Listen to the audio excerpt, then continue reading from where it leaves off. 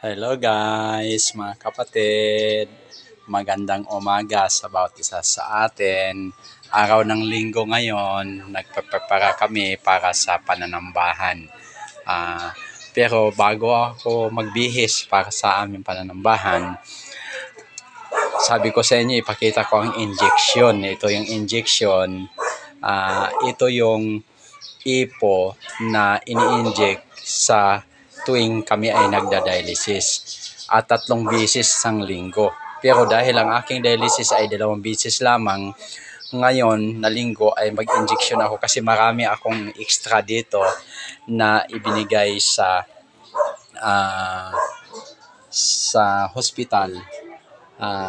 Kaya ngayon mag-inject ako pangatlo. Tingnan nyo to mga guys, no? Ito yung Ipokin. Yan. Ito yung aking i-inject ngayon. Yan. Ako ngayon ang mag-nurse. Yun. Nakita nyo yung karayom. Yan. Papapusisitin natin. Yan. Ngayon, i-inject ito sa aking tiyan. Ako na lang ang maging nurse. Tingnan nyo guys. At dahan-dahan ko itong i-inject sa aking tiyan kasi masakit.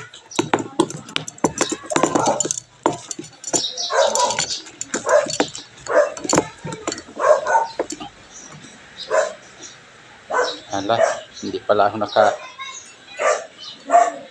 Ayan. Inject natin.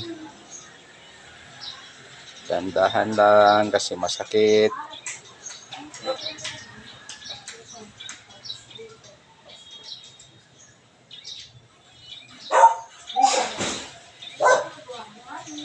Yan na, bumao na guys. Yan o.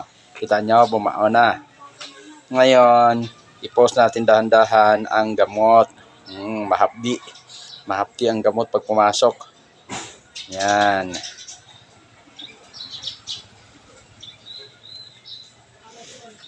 Okay. Yan. Natapos na. Na-post na lahat ang gamot. Tingnan mo ngayon ha. Aking bubunutin ang karayom. Yan. Sakit.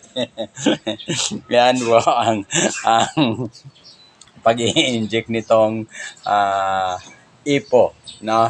So maraming salamat guys. Support mo ako sa aking pagba-vlog. God bless us all.